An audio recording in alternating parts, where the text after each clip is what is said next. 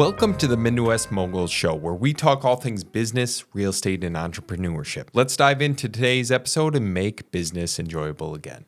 Welcome back to the Midwest Moguls Show. We got Brennan and Joe here in the podcast studio, and we're going to break this down today. So today's episode, we are going to do a little bit of an overview, an introduction for Brennan and Joe, mainly since you guys know who I am. You watched on the YouTube channel before. But Brennan and Joe will be co-hosts in a fashion, depending upon what their schedules are. We will introduce both of them, but if you guys want to take it away, you can go over who you are, what you do, how we know one another, and your roles in the current business and the real estate investment space. We're all part of the same team. But yeah, just intro yourselves. Yeah, so I'm Brennan. I'm Carter's older brother. That's how we know each other, and I know Joe from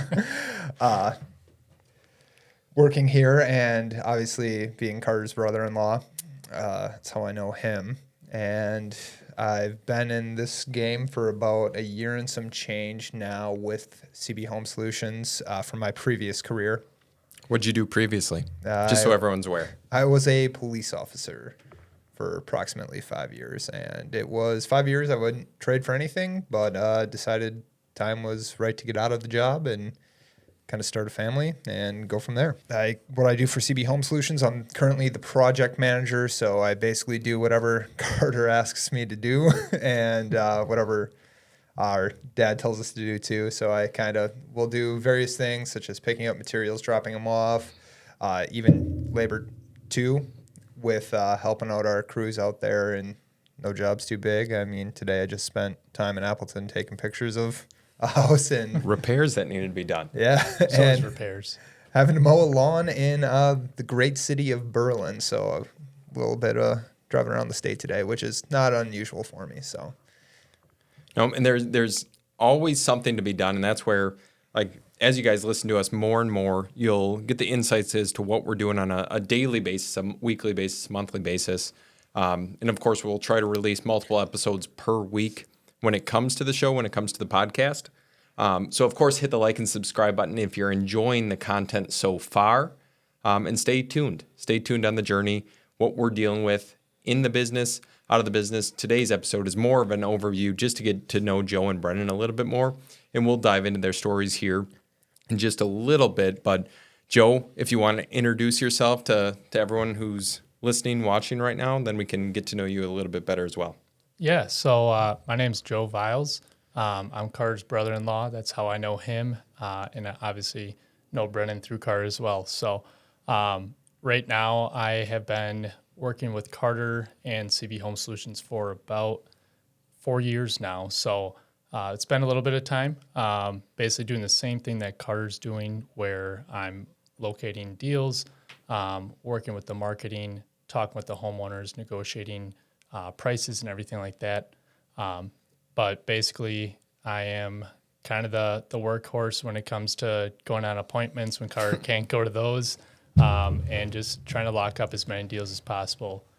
So it's been going really great, and right now I'm starting to get into flipping some of my own properties as well. So it's a little bit of a learning process, but at the same time, having Carter, his brother, and their father too, so they help out a lot, and it definitely makes things a little bit easier when you have someone that is there helping you out, giving you tips and pointers.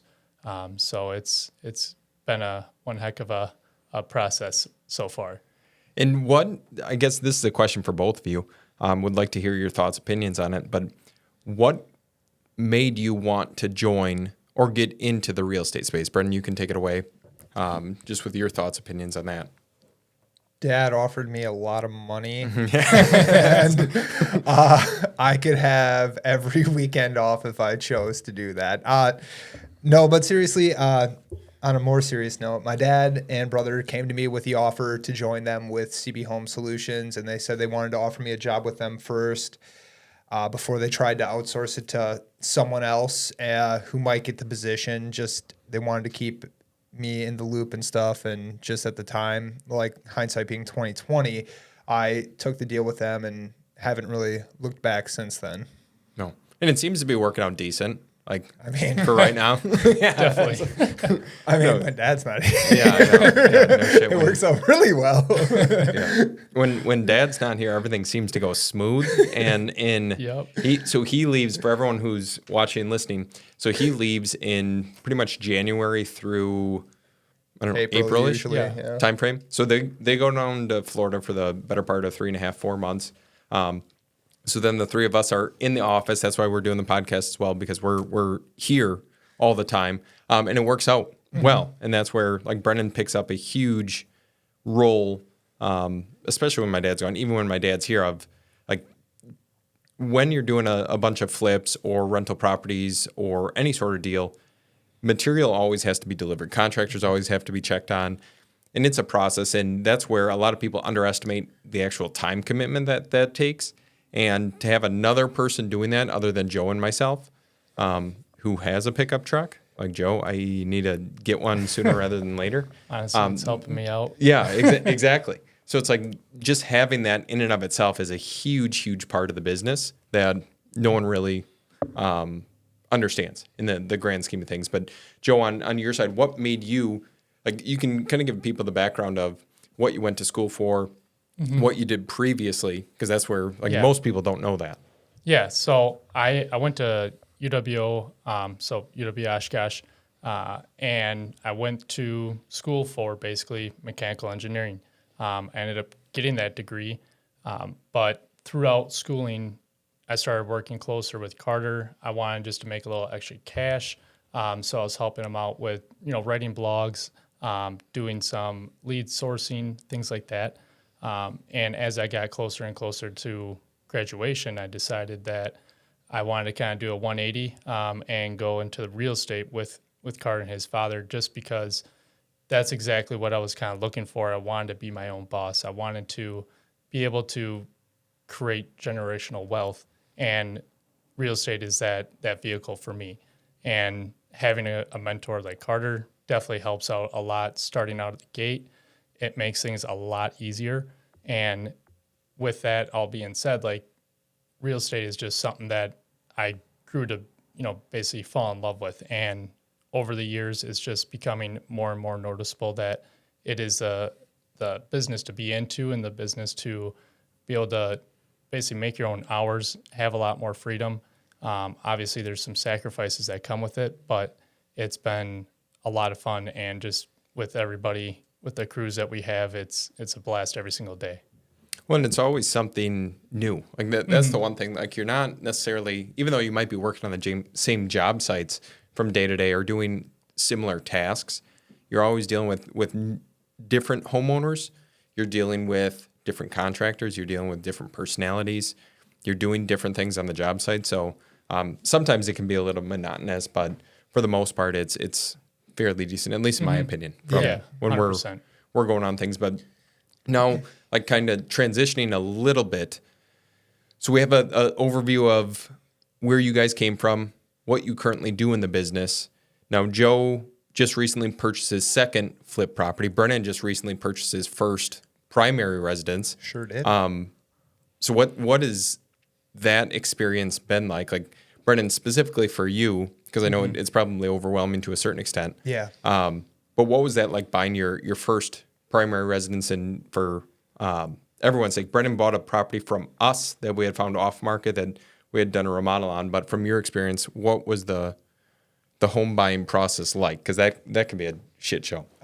Yeah, you're putting it mildly. I will say this: my wife, she's a rock star. She handled a lot of the stuff for us with that.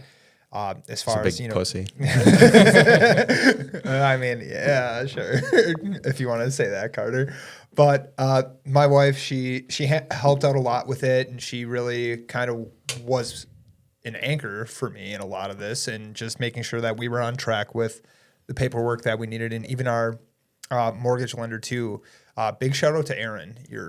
You're impeccable, and you have done a lot. Aaron Kramer from Executive Mortgage. Yep. Yes. That's a shout out if you guys need a loan for a primary residence rental property. Aaron Kramer. Aaron Kramer. Definitely go to him. Well, and to that point, so like my experience buying, like when Katie and I bought our house, it was a totally different experience. We had purchased similar scenario to Brennan. We bought it from the business. We had bought it in the business name first, done a remodel, and then purchased it from the business at pretty much what our cost was, just to recoup all the funds that went into it. But with that being said, I went through a bank or a credit union on my side. It was a lot different experience than yours because credit union employees, and this is something, if you guys are listening to this or watching this, why I always recommend a mortgage lender is it's similar to a real estate agent. Most of them are paid on some sort of commission basis.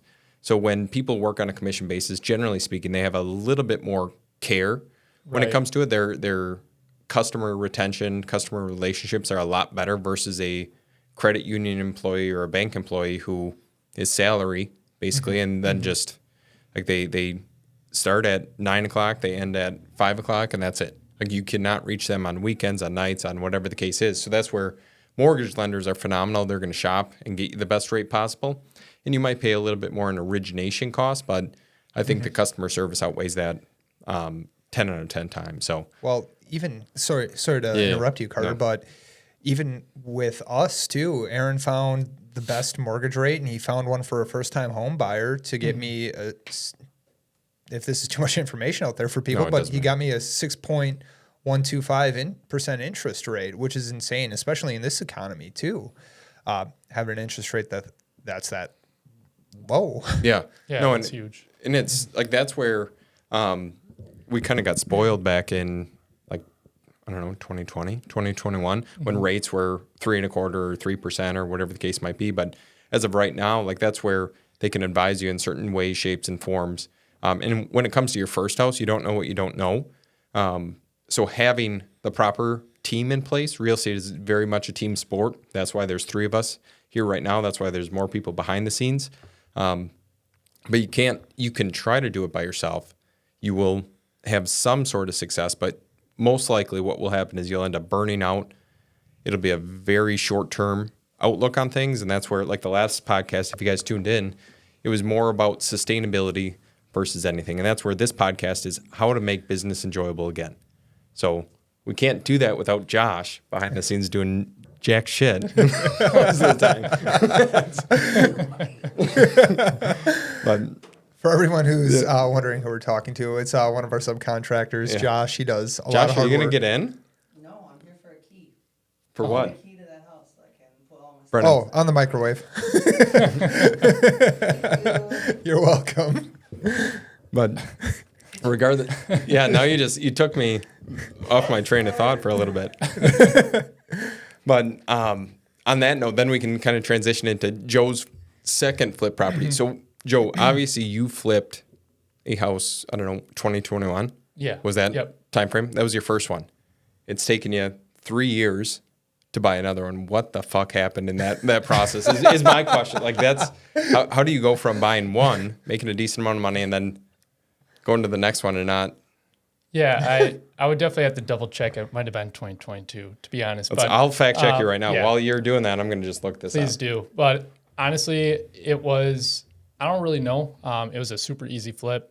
It was basically fully remodeled. All they had to do was throw some paint on, and that was pretty much it. So it was a very easy flip. Was like that. August of 22. So it's been 2 years. Yeah. That's not terrible. Not terrible. But then going into last year, we started ramping up the CB Home Solution business, and we just crushed it that year. We were, buying so many properties, very busy. So I wasn't really in the mindset of, looking for another flip. If it came by, great. If not, I wasn't, too upset by any means. But going into the one that I just purchased recently, beginning of, I think it was September, that one's a lot more, of a project that I've come to find out. Now that's something that I kind of knew going into it, and having Carter and Brennan and his dad basically helping me out along the way has definitely been very beneficial. But doing a lot more, flooring, painting, did a kitchen remodel. Haven't really touched too much of the bathrooms, mainly because they don't really need it. So doing a little bit of an easier flip there. But yeah, it's been one heck of a process. It's completely different than what I typically do day to day, where I'm finding the deals, get them locked up, and then move it on to the next one and let the contractors handle the rest. So it's been a lot more enjoyable to see the process step by step. It's also a little bit more difficult, time consuming, but with that comes a bigger, payday. So that's something that I'm looking forward to, and hopefully Correct. I can get this thing finished up here in the next couple of weeks.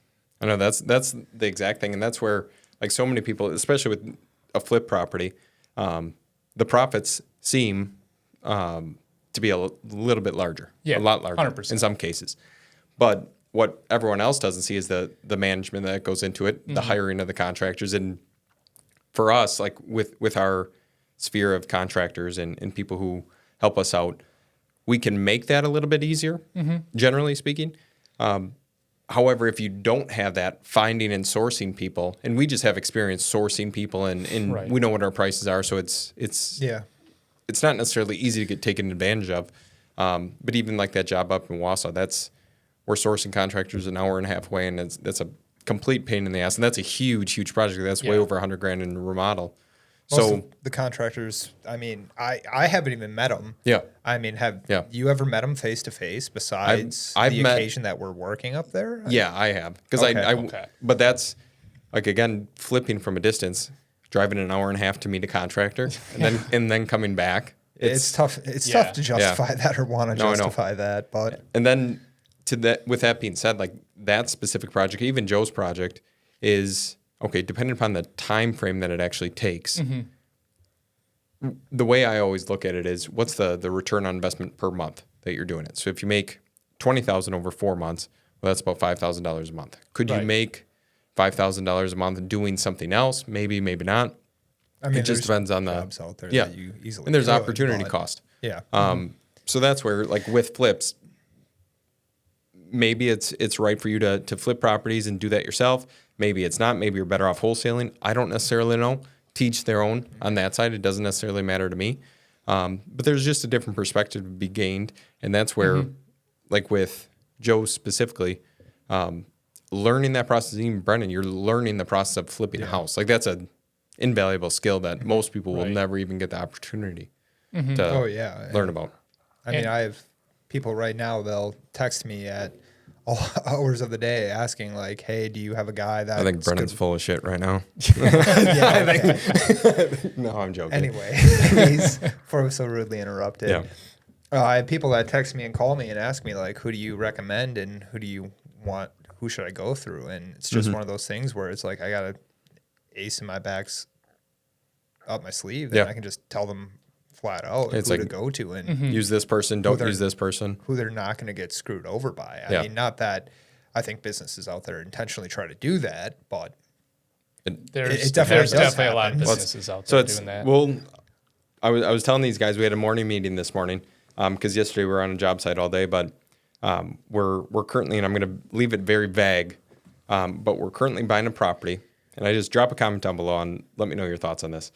We're currently buying a property from an individual, and I was told that she is, oh shit, they are, so she's taking a flight to a different country on a private jet after we purchase their house. So with me, I have a little bit of a concern because I just, right. that we've been scammed out of money in the past. We've known a lot of people who have been scammed out of money. So that's where, like, even from her side of things, I don't want to come off as offensive if it's actually the scenario situation, but that's what I am worried about. Like, Yeah. I don't know if it's legitimate, not legitimate. It very well might be. But again, those scenarios, and then dealing with contractors, like Yeah. if you're getting most contractors require the 50% down. Some do.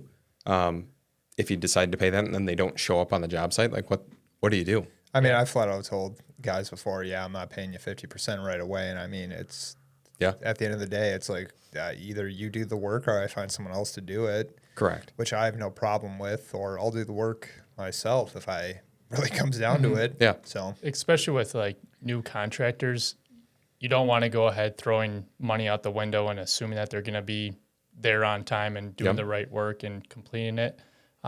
That's where I think once you start working with the contractor consistently, you know the work that they're doing, you know that they're going to be there on time, then you can maybe start throwing them, some money up front prior to the actual work being done. But till then, I would definitely stay clear of putting any sort of money down. Yeah. And we've had scenarios, and I've done this personally. That's where we haven't been scammed out of like down payment funds, but we had a place down in Milwaukee one time. We had to put a new roof on it. This was probably our 6th or 7th project ever.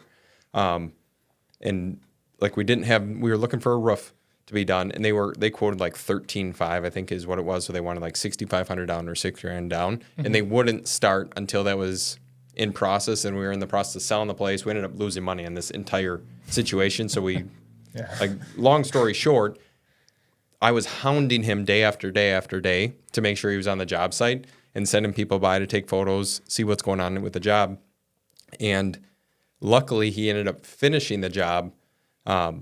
He did material was all over the place, and with roofs, there's nails and there's shingles and everything like that laying all over the job site. It looked like shit. The buyer ended up purchasing it, but I think on that particular one, like Dad was going to kill me.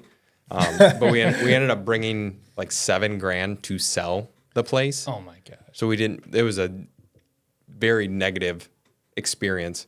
But if we would have kept that to today, this is where if you hold real estate, you buy real estate and wait, we probably could have sold and made, at least $100,000. Right. Yeah, especially down in Milwaukee. I know. And it was like one of the nicest areas of Milwaukee and the Lower East Side. So it was close to everything. But that's the hardest thing is you never know what the future is going to be, if market's going to be going up or down. And it's easier to look back at it now and see, we definitely could have held it for another year, appreciated, by almost 50% and would have been fine. But, and you don't know. Yeah. And that's where like the greatest thing about real estate is the fact that if you buy it right, or what you think to be a proper value, but you have the ability to hold it for the long term, even if you end up in a crunch. Like if you have the ability to hold it or the finances to hold it, you should be pretty well insulated. Right. Versus people who over leverage or overextend themselves. Like you might not be in a good position to hold that in whatever, a year from now or 6 months from now or whatever the case might be. So it's so reliant on your ability to, have proper finances prior to getting into it. Basic financial independence. So right. It's just interesting. So that's kind of the story of your first property. Our first property was I don't know, we won't get into that on this episode, but kind of transitioning. So right now at the time of this recording, there's a recent natural disaster, a hurricane that hit the southeast part of the United States. Yep. Yeah. So hurricane, I think it's Helene. Yeah. Helene. Yeah. Okay. Hurricane Helene. Yeah. Katie had told me Hurricane Helen, and I'm like, that's not how you spell Helen, but Yeah. teach their own on that side. But with that being said, so my thought pattern the other day, I was talking to a lady on an appointment, and these homeowners, it's not like it's their first time going through this. No. Like No, chances are absolutely they've probably not. been hit with either incredible amounts of rain or a hurricane in the past or tornadoes or whatever the case is. Now, if you guys were in that position, in that situation, and say a hurricane wiped out your house completely, would you rebuild? Or what would you do? Well, I guess I would probably pick up and move to a state where there isn't so many natural disasters. I was thinking like, Wisconsin. well, I mean, Where we're at now. it's super cold up here in the winter, Yeah, I so know. that can suck. And say on the off chance we get like a bunch of snow. Here, pull that closer to your mouth if you're going to talk. Say if we get a bunch of snow, or even we're just super hot in the summer. Yeah. It's like, Yeah. I mean, people forget the state can suck weather-wise, but I mean, I would probably, hindsight being 2020, I would probably stay out of the panhandle region of Yep. the U.S. But I mean, for the people that do want to go down there and live down there, I give them 100%. I give them credit for that. But what now, like, I'm going to push in on this a little bit more. What do you think causes the people to want, like, other than family and friends, and maybe that's the only reason that they rebuild, when they specifically know it's going to happen again? Yeah. Whether it's 20 it's years from now or, exactly, yeah. it's inevitable. It has a lot to do with property value too. I think that can boil Good. down to it. I mean, you have say a house on the Myrtle Beach or Outer Banks or something like that Yep. in the Carolinas. And it's beautiful property. You know, it's always going to appreciate in value as property just gets swept up on coastlines. And I think it's just such a desirable place that people want it no matter what, that people are going to buy it. Yeah. Well, and it's, what would you do, Joe? I would see the thing that I'm always curious is, first off, is their insurance? Is there any sort of insurance Well, that's paying them for rebuilding, or is it just maybe. coming straight out of the pocket? Yeah. So it's, don't I know. think a lot of those, like when the storm surge happens, like that's why so many insurance companies are pulling out of like Florida and the coastal areas, whether it's California or Florida or the Carolinas or wherever the case might be. They're pulling out just because they cannot cover, with all the natural disasters happening, they cannot cover the insurance expense. Right. Like it's just not possible, and it's not profitable No. to do that, even though they're making a pretty decent chunk of change. But Even when Dad and I, or Mom, Dad, my wife and I were down in Yeah. Florida, Dad was telling us too that some houses aren't covered under insurance due to the Yeah. hurricanes under some certain paragraph where they Yeah. have some random clause in there that says, due to hurricane damage, we will not be replacing any property that may be damaged by sand, hail, Yeah. XYZ reasons. And I mean, I feel like people just get conned out of everything Correct. doing that. But so what Yeah. if I you would- were in that situation and you didn't have insurance coverage? What would you do? If I had the money, I'd rebuild. Because I would. there's a reason why I'm down there. That's I true. mean, Okay. other than the hurricane season and obviously your Yep. house getting destroyed Yep. from a hurricane, obviously you hope that that's not going to happen to you.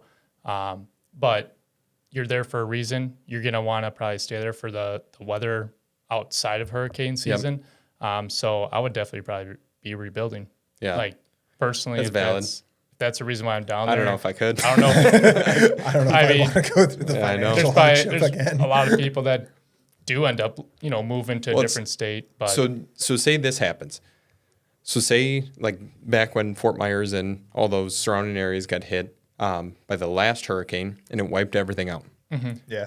Now say 4 years later the exact same thing happens again. What do you do at that point? depends. say Is after my house gone? yeah, like it's, say you got wiped out, you started rebuilding. Say you're into the house for 12 months. This is all hypothetical, of course. But would you go through that process, or would it be so heartbreaking that after doing a full remodel or a full reconstruction, what would you do? I'd run for the hills. Yeah, I would run probably to a leave. side. At that that point, would I'd just probably be a leave. sign that you need to get out of Yeah, there. no shit. If it's happening to That's you exactly again, it. that's After crazy. 4 years, when you just I know. rebuild everything, just have it destroyed, I'd probably leave what- after the first one. Though that's just me. I know there would be no. I don't know if I could stomach doing that again, because it's like we know what the renovation process is like, and then if everyone else is trying to do the same thing, finding yeah. contractors, Oh my finding gosh. service providers. Yeah, And that's that's a lot. I mean, my Florida God. Florida standards are way different than Wisconsin's with all their hurricane Yeah, laws, correct. which they have to be. They have to be prepared for something like that. I Yeah. just wouldn't want to deal with it. And I mean, I know Dad has talked about potentially flipping a house down there Yeah. too, but I That's mean, a different story. yeah. Yeah, but I'd say now would be definitely the time to buy, just because. Oh my I mean, gosh. now all the Yeah. houses are pretty much trashed and need some remodeling. So that's when people are probably going to be looking to sell, just like you guys. If Yeah. you guys were down there, you'd be looking to sell at this point. Well, Coming and, soon to you, CB Home Solutions, Florida and the Carolinas, Yeah, maybe yeah. even Georgia and Yeah. Louisiana if we're feeling optimistic. that would be something. That would be freaking nuts. That would be. And I think about it from, and I know we had talked with Tyler when he was doing like the cleanup from the Fort Yeah. Myers. But they were policing the cleanup so heavily Oh, really? that you had to have all the licensing, that yeah, everything makes in order, sense. Yeah. so people don't again go down there, take advantage of homeowners, and then end up in they'll just right. flee the state and then Well, yeah, never have to worry a about it job again. that But normally costs $2,000 down there. You get some guys Yeah, who no are coming kidding. from way out of state that'll say, "Yeah, I'll do it for 10," and people Yeah. are just so hard and like Yeah. desperate to get it done that they'll drop anything to do it, and people just make out like a bandit. I know. So Yeah, that's crazy. it is. I don't know what I would do obviously until you're in that situation. Like you really wouldn't know, but teach their own in that sense. I give props to everyone who's down there right now and kind of going through it and probably in the midst of it, because that'd be terrible. I couldn't even imagine, even with like Flip House, we have the house next door that we're in the process of now starting to rebuild. We had a house fire, and that was a terrible experience with insurance. And then, but with that, the insurance, like on all of our flip properties, we have actual cash value insurance, which means they pay off on a prorated basis. So depending upon how old the property is, they'll give you a percentage of that overall value. So we had probably $140,000 in insurance. They paid us like $40,000. So it's just crazy. Yeah, nowhere near enough to rebuild. Yeah. But say you were an investor down there and you had 10 flips going on and that happens. Yeah, that would be. Yeah, you're Like it's you're out of business at that correct. point. Yeah, Like, that's what I'm thinking about that. I'm like, holy shit. Like in those areas, but maybe they're not buying coastal properties. So maybe it's a little bit more inland so you can be insulated from that. I mean, who knows? There could be guys out there, say in a county like Okeechobee, where it's in the center of Florida. Yep. Where do they have to worry about hurricanes? Yeah, to an extent they do. And any listeners out there in Okeechobee, if you can correct me on this and tell me and call me on my shit and tell me I'm wrong here, please do. I welcome that. But maybe they aren't as affected by hurricanes, or That's maybe true. they just get hammered, just like the rest of the state does. I mean, well, and I would assume the flooding's a lot less severe inland. The rebuild costs, everything like that. But that's where, like on any of the coastal cities, I'm like, just dealing with flip properties, dealing with insurance. If you have multiple insurance claims, like you could be bankrupt within. yeah. Think like of that. A city freaking like- week, your Yeah. business is absolutely killing, and then you have 10 properties wiped out by a hurricane or a tornado or a Bankrupt fire. Then that's Shouldn't- insane. That's why wholesaling is the Yeah. way to go. That's Yeah, where I was gonna say. we're Yeah, learning just buy don't you them, wholesale everything too? yeah, I've been wholesaling a lot of properties. now. buy quick, or buy short-term flips. Get them bought, do a quick remodel, resell them. That's the best way to go. So Yeah. I know that very, very interesting. That's why I wanted to bring that up.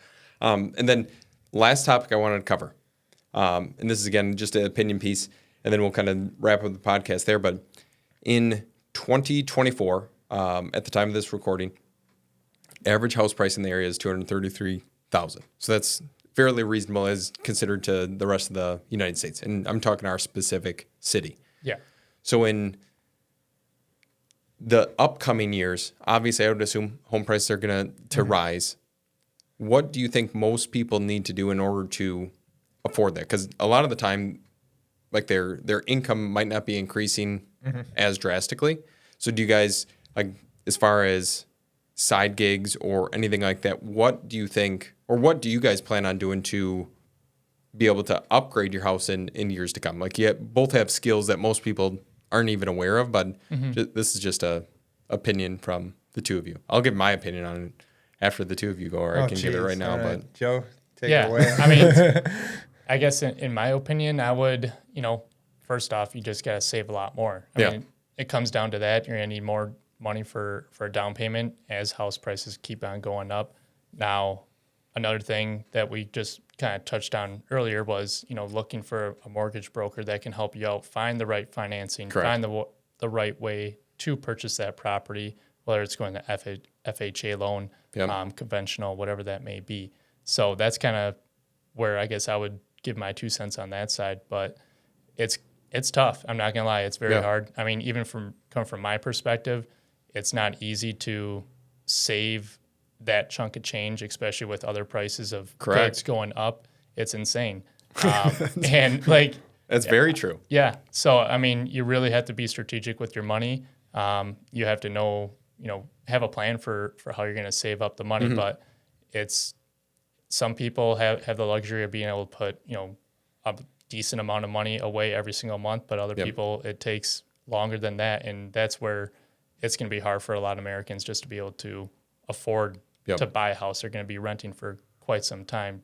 And that's where for that fact. It seems like it's, and I know everyone says this, but it's slowly transitioning to a rental nation. Yeah. Like it's because it's just not necessarily affordable. Like nothing's affordable in that sense. But it's, I think on the topic that you discussed, the personal finance side of things, knowing what your actual expenses are, like where your money is going, is probably the first thing that I would do. And that's what Katie and I recently reviewed, because we have some goals for 2025 coming up of, okay, like what's our plan?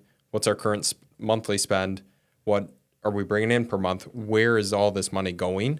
and how can we better accommodate all of these expenses so we can be able to afford or do what we want to do. And that's like, of course, with the more income that you make, maybe it's a little bit easier, but I think you also spend a shit ton more on miscellaneous stuff that doesn't necessarily matter, whether it's clothes or goods or sports or whatever your interests are.